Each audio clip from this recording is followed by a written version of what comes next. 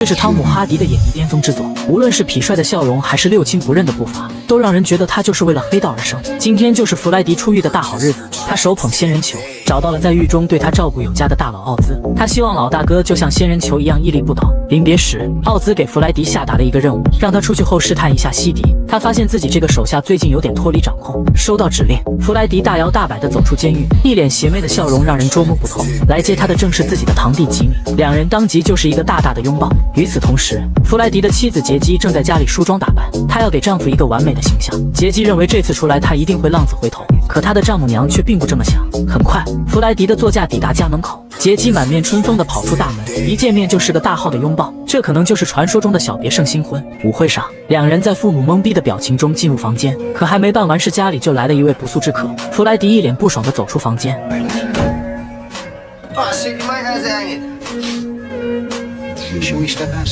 来到阳台，西迪让手下将他放到护栏上，因为他听说老大奥兹对弗莱迪委以重任，这让他感受到一丝威胁。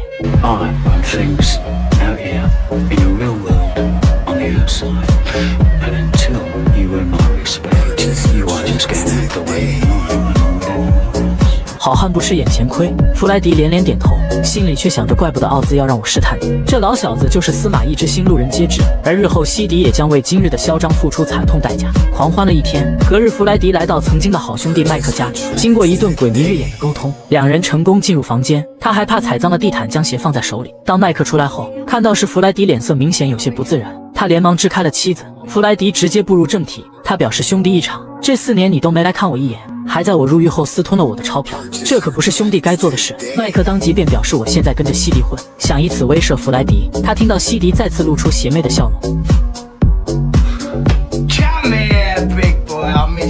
上一秒两人还在兄弟情深，可下一秒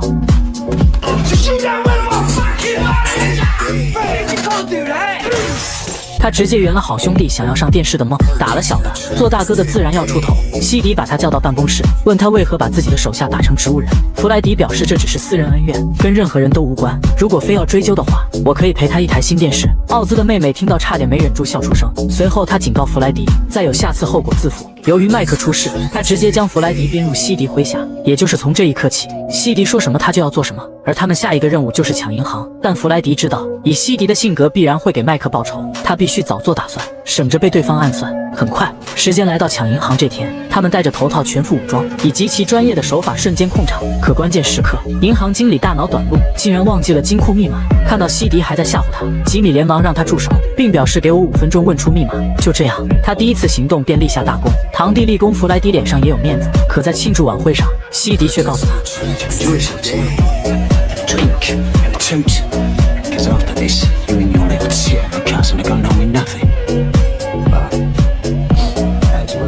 西迪竟然要将两人的分成留给植物人麦克，还表示今晚你能活着回家就谢天谢地了。这让一身反骨的弗莱迪如何能忍？他越想越气，在场的只有吉米看出他的反常。只见弗莱迪潇洒地点上雪茄，像看着死人一样看着西迪，然后拿起一个酒瓶走了过去。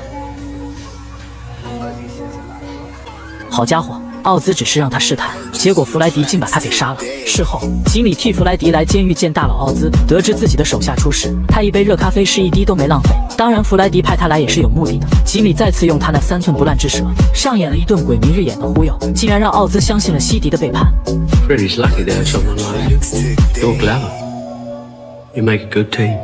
自此，两人的地位直线上升，在当地黑帮混得风生水起。可直到这天，弗莱迪发现母亲在角落哭泣。通过了解，原来父亲找了个小三，还带走家里所有能带走的东西，去跟那个女人过日子去了。弗莱迪让吉米带母亲上楼，他要出去解决一些事情。鬼都能看出来他这是要干什么。弗莱迪带了一瓶酒，敲开了父亲的新家。开门的正是那个狐狸精，对方还以为他是来祈求原谅的，就把弗莱迪放了进来。随后父子俩在库房开始谈心，父亲一边埋怨母亲人老珠黄，一边又夸赞狐狸精活好不粘人。可弗莱迪压根就没听，他的目光一直盯着工具箱里的铁铲。不知过了多久，弗莱迪一脸阴狠地走出仓库。好家伙，汤老师狠起来，连自己父亲都不放过。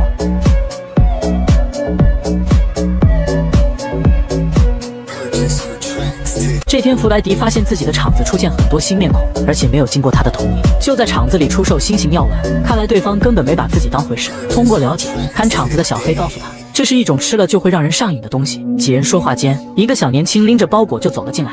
他们和小黑很熟，似乎已经达成了某种交易。随后，青年对着弗莱迪一顿跪舔，他表示很荣幸能在这里见面，自己对他的仰望犹如滔滔江水连绵不绝，舔得弗莱迪起了一身鸡皮疙瘩。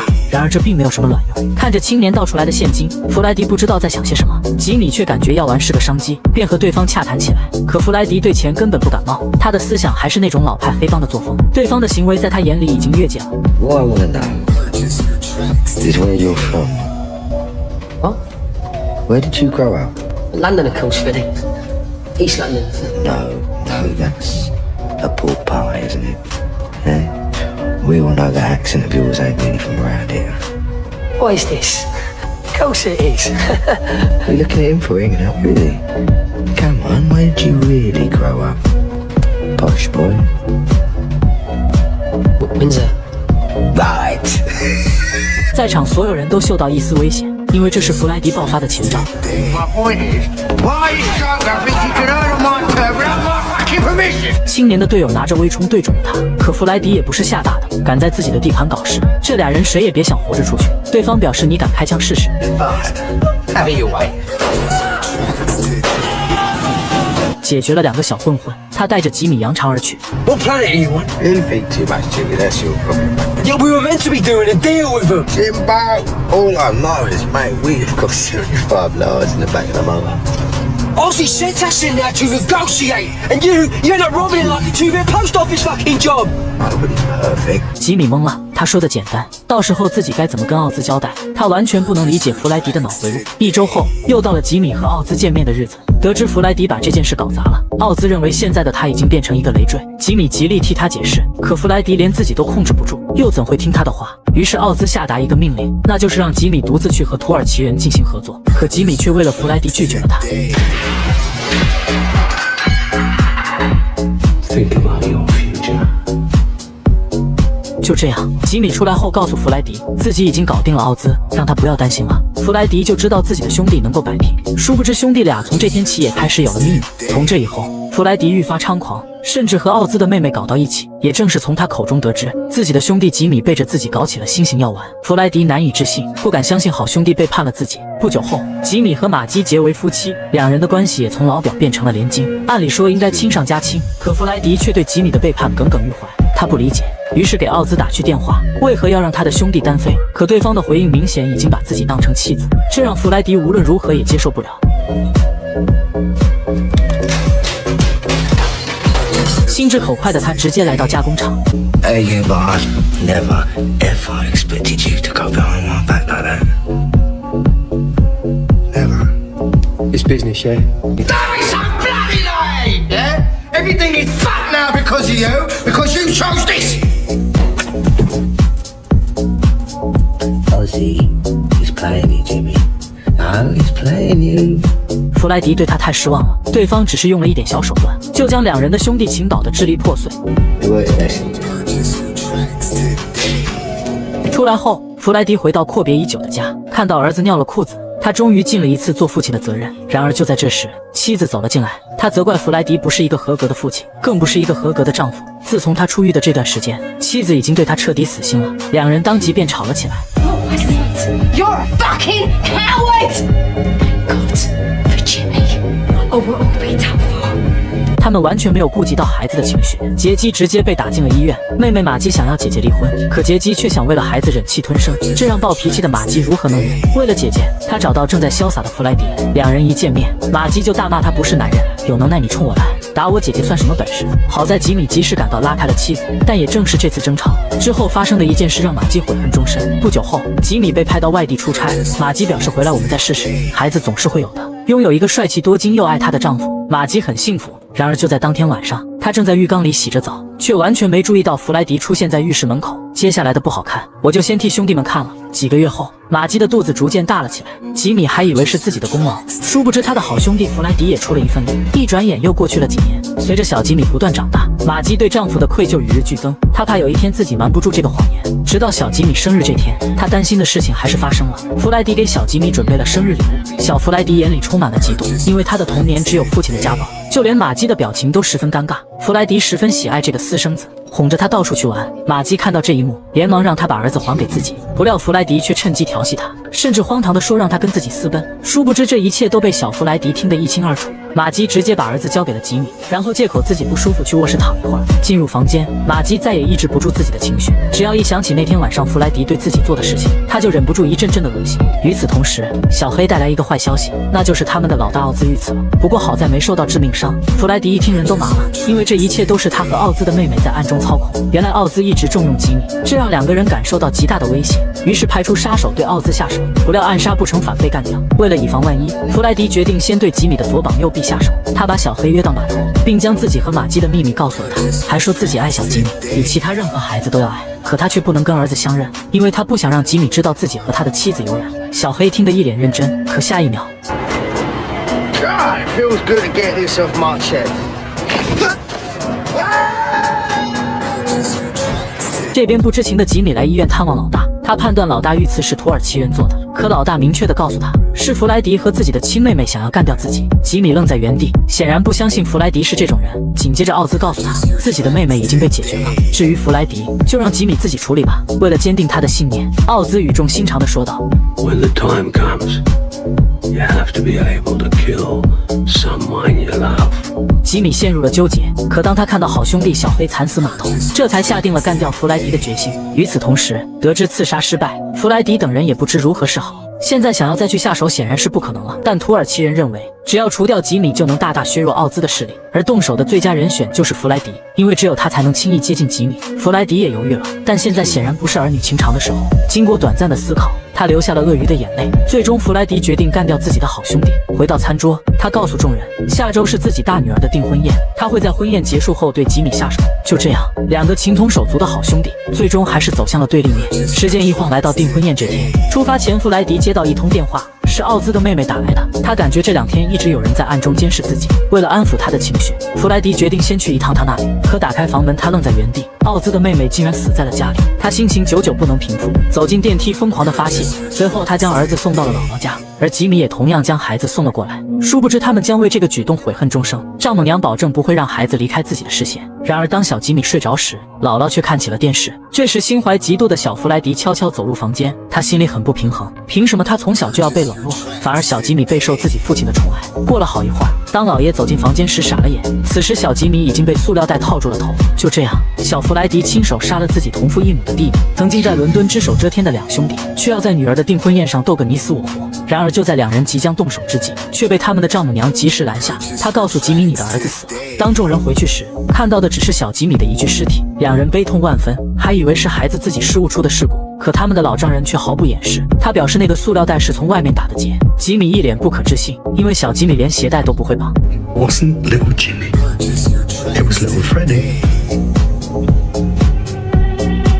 Little Freddie did this to him.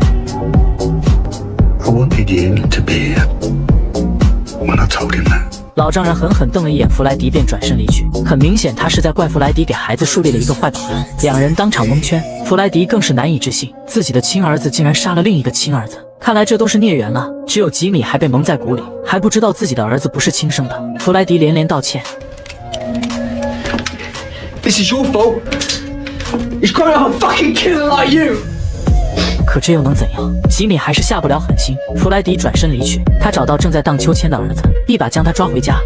Don't fucking move! Didn't do anything! Please, Dad, don't hurt me. How could you do that to little Jimmy? He was so fucking little! How could you do it? Look at me. Why'd you do it? Eh? You hurt me. How could you do it? Because you loved him more than me. 就在这时，妻子闻声走了进来，毕竟是自己的儿子，弗莱迪再狠也不会对儿子下手。面对妻子的指责，弗莱迪选择隐瞒真相。葬礼上，玛姬哭成了泪人，被蒙在鼓里的吉米还在安抚妻子。当玛姬和弗莱迪对视的一瞬间，杰基似乎明白了一些什么。葬礼过后，看开一切的吉米跟弗莱迪全盘托出，他表示：“我知道你在策划干掉我，也知道这其中所有的事情。” After the day, you're a dead man. You should have shot me at the morgue, mate. But then that's always been your problem, hasn't it, Jimmy? You know, you've got no balls. Got no real man spanking you. Do you know what I mean? When I'm done with you, I'm gonna go after that murdering son of yours. I'm gonna cut his throat.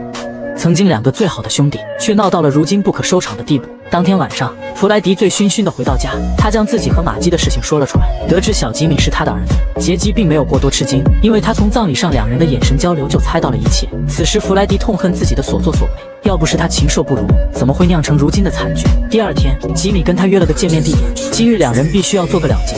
为了儿子的安全，弗莱迪让母亲带着他远走高飞，随后转身来到玛姬的发廊，殊不知妻子就在暗中观察着他的一举一动。来到地下，看着玛姬一人独自忧伤，他想一起来分担这份不为人知的悲痛。虽然是2人的孩子，但玛姬却让他赶紧滚。此时的弗莱迪就像一颗毒瘤，污染着身边的朋友和亲人。听着玛姬无情的话语，弗莱迪恼羞成怒，他表示自己可能会死在吉米手里，但在此之前，我要把所有的真相都告诉他，看他还会不会像以前一样爱你。说罢便转身离去。情急之下，玛姬手起刀落，一剪刀直接扎在了动脉上。弗莱迪趴在楼梯上求救，可抬起头竟看到自己的妻子。此时杰基也对他彻底失望，面对丈夫的求救，她选择置之不理。就这样，弗莱迪当场饮恨东北，一代枭雄就此离去。杰基为了妹妹的幸福生活，跟他一起将真相隐瞒。不久后，吉米再次找到奥兹，他质问奥兹是不是对弗莱迪动手了，可对方一脸蒙圈。见他不承认，吉米当场跟他翻脸。奥兹警告他别敬酒不吃吃罚酒，敢用这种语气对自己说话。他还说我马上就要出狱了，你要是想活命，